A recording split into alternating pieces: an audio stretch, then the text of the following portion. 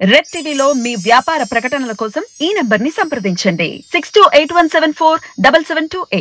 Hi viewers, welcome to our channel. ప్రస్తుతం మనతో పాటు ప్రముఖ పొలిటికల్ అనలిస్ట్ కృష్ణ కుమార్ గారు ఉన్నారు. వారితో ఒకసారి మాట్లాడదాం. మేడం నమస్కారం. మేడం, కవిత గారి అరెస్ట్ ని ఉద్దేశిస్తూ సుకేష్ చంద్రశేఖర్ అనే వ్యక్తి జైలు నుంచి ఒక లెటర్ రాశారు ఆమెకు.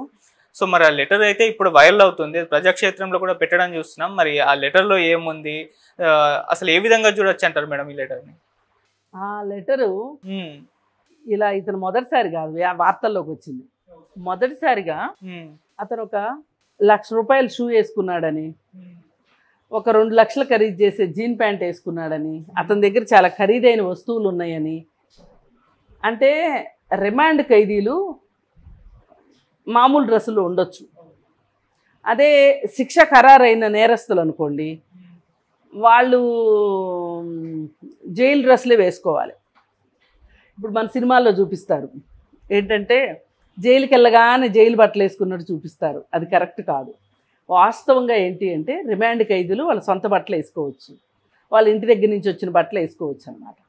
అలా ఈ సుకేష్ చంద్రశేఖరు ఇంత ఖరీదైన బట్టలు వేసుకోవడము, ఖరీదైన వాచ్లు పెట్టుకోవడము, అతనంతా చాలా ఖరీదుగా ఉండేసరికి ఇది ఎవరో సోషల్ యాక్టివిస్టులు ఎవరో దీన్ని బయటికి తీసుకొస్తే అప్పుడే తెలిసినట్టు, అప్పుడే నిద్రలేచినట్టు జైలు అధికారులు అతని రూమ్ అంతా సోదా చేసి ఇంత ఖరీదైన నీకున్నాయి ఏంటి, నువ్వు ఒక ఎక్స్ప్లెనేషన్ ఇవ్వు అని చెప్పి అతన్ని అడగటము, అతను ఏదో చెప్పటము, మళ్ళీ పరిస్థితి అంతా మామూలు అయిపోవటము జరిగింది. మొదటిసారిగా అతను అలా వచ్చాడు వార్తల్లోకి.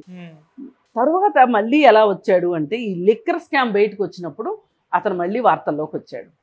వార్తల్లోకి వచ్చి అతను బహిరంగ లేఖలు రాయడం మొదలెట్టాడు. ఒక రకంగా ప్రేమలేఖలు లాంటివి అవి. ఆ ప్రేమలేఖల్లో ఏమున్నాయంటే, కవితకి నేను హవాలా మనీ సరఫరా చేశాను, నేను ఆప్ నాయకులకి కవిత దగ్గర నుంచి డబ్బులు తీసుకొని ఆప్ నాయకులకి నేను డబ్బులు అందజేశాను, ఇది అతను చెప్పింది. అయితే ఈవిడ నెయ్యి డబ్బాలు 100 నెయ్యి డబ్బాలు అంటే మరి ఒక్కొక్క డబ్బా ₹1,00,000, ఒక్కొక్క డబ్బా 10 లక్షలు ఏదో ఉంది లెక్క. అలా నెయ్యి డబ్బాలతోటి వాళ్ళ మధ్యలో సంభాషణ నడిచేది. అవన్నీ ఆ సీక్రెట్లన్నీ అతను బయట పెడితే మాలాంటి వాళ్ళు అందరం ఏమనుకున్నామంటే అప్పుడు ఆమె ఏదో అమాయకురాలు, ఆమె అసలు స్కామ్ చేయలేదు అని కాదు, కానీ అత్యంత నికృష్టమైన వ్యక్తి ఈ సుకేష్ చంద్రశేఖర్ అనేవాడు. అంత నికృష్టమైన మనిషి ఇచ్చే స్టేట్మెంట్లకి వాల్యూ ఏముంటుందిలే అనుకుని కొట్టిపారేశాం. అవును, కానీ స్కామ్ అయితే జరిగి ఉండొచ్చు, కాదని కాదు, కానీ వీడా మాట్లాడేది ఈ మాటలు. పైగా వీడు జైల్లో ఉన్నప్పుడు వీడికి యాక్సెస్ ఎక్కడి నుంచి వచ్చింది? ఇప్పుడు జైలు నుంచి ఒక ఉత్తరం రాసి బయటికి రావాలి అన్నా, బయట నుంచి ఒక ఉత్తరం లోపలికి వెళ్ళాలి అన్నా జైలర్ చదవందే ఇవ్వరు ఉత్తరాలు. మరి అసలు వీడు ఎలా పంపించగలిగాడు అంటే వీడి వెనక ఎవరున్నారు? ఇది కదా అసలైన ప్రశ్న. ఎవరుండుంటారు వీడి వెనక? బీజేపీ ప్రభుత్వమే ఉంది.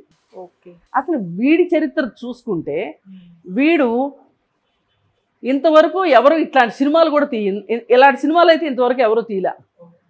ఏంటంటారు, కంట్లో కనుమాయ అంటారు. అంటే మనం చూస్తుండగానే మాయ చేస్తారన్నమాట వాళ్ళు. వాడు ర్యాన్బ్యాక్సీ అని చెప్పి ఒక కంపెనీ ఉంది, ఫార్మాస్యూటికల్ కంపెనీ. దానిలో 2 అన్నలదమ్ములు ఆ కంపెనీ పెట్టుకున్నారు. 2 తగాదా వచ్చింది వాళ్ళకి. తగాదా వస్తే ఒకతను తమ్ముడిని మోసం చేశాడు, తమ్ముడు అన్నం మోసం చేసి కంపెనీ హస్తగతం చేసుకుంటే అది బయటకు వస్తుంది, ఆ స్కామ్ బయటకు వస్తే ఇతన్ని అరెస్ట్ చేసి, ఆ స్కామ్ చేసిన అతన్ని అరెస్ట్ చేసి జైల్లో పెడతారు.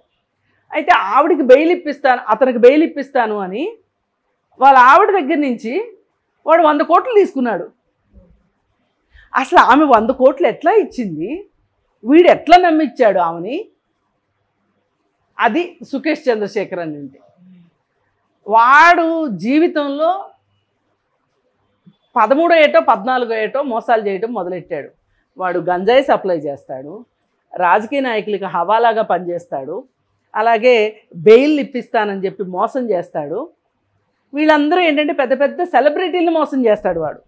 వీళ్ళందరూ ఏమనుకుంటారంటే డబ్బులు పోతే పోయినాయి, మన పరువు పోద్ది అని చెప్పి కన్నంలో తేలుగుట్టిన దొంగల్లాగా నోరు మూసుకుని కూర్చుంటారు వీళ్ళు. కాకపోతే ఈ విషయం మటుకు బయటకు వచ్చింది. ఏది ఆమె దగ్గర నుంచి 200 కోట్లు 100 కోట్లు తీసుకున్నది బయటకు వచ్చి ఆ సందర్భంగా అరెస్ట్ అయ్యి వీడు తిహార్ జైల్లో ఉన్నాడు. వీడేంటి, వీడి చరిత్ర ఏంటి, ఇంత మోసకారి, ఇంత మాయల మరాఠీ, వీడు చెప్పే మాటల్ని మనం ఎట్లా లెక్కలోకి తీసుకుంటాంలే అనుకున్నాం. కానీ ఇప్పుడు మళ్ళీ ఇంకో ప్రేమలేఖ రాశాడు కవితకి. ఏంటి అంటే వెల్కమ్ టు తిహార్ జైలు అని. అంటే ఏడవలేక నవ్వడం అంటారే, మనకు కూడా అందుకే నవ్వు వస్తుందేమో. అసలు ఒక జైల్లో ఉన్న ఖైదీ, వాడు రిమాండ్ ఖైదీ కావచ్చు, ఏ రకమైన ఖైదీ అయినా, ఒక ఖైదీ బయటికి ఎలా ఉత్తరాలు ఎలా రాయగలుగుతున్నాడు? అసలు మన జైళ్ళ వ్యవస్థ ఇంత దిగజారిపోయిందా? అసలు జైళ్ళ వ్యవస్థ ఇంత దుర్మార్గంగా ఇంత దరిద్రంగా ఉందా అని చూసుకుంటే ఎంత బాధ వేస్తుంది మనకి. అసలు వాడి ధైర్యం ఏంటి అంటే వాడితోటి కావాలని బీజేపీ నాయకులు ఇలాంటి మాటలు మాట్లాడిస్తున్నారు. ఎందుకంటే వాళ్ళ దృష్టి, వాళ్ళు చేయదలుచుకున్నది ఆప్ ప్రభుత్వాన్ని కూల్చాలి, వాళ్ళ లక్ష్యం అది.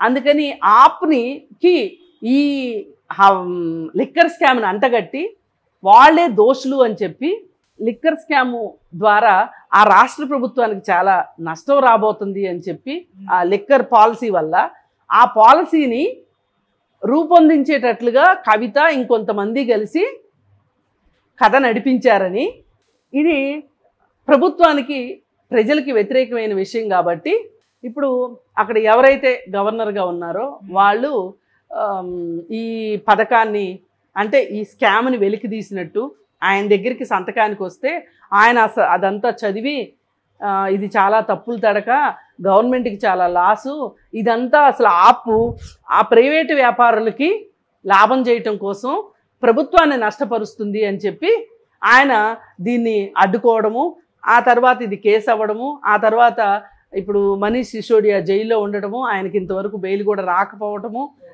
అలాగే వేరే వాళ్ళందరూ ఎవరైతే శరత్ చంద్రారెడ్డి, ఎవరైతే రాఘవరెడ్డి, ఇట్లాంటి వాళ్ళు ఎవరైతే ఉన్నారో వీళ్ళందరూ ఇన్ఫార్మర్లుగా అవ్వడము జరిగింది.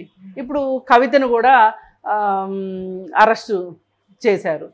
ఇది అందరికీ తెలిసిన విషయమే. ఇది ఉత్తుత్తి అరెస్టు, ఎలక్షన్ కోసం ఎలక్షన్ అరెస్టు తప్పితే ఇది వేరే ఏమీ కాదు.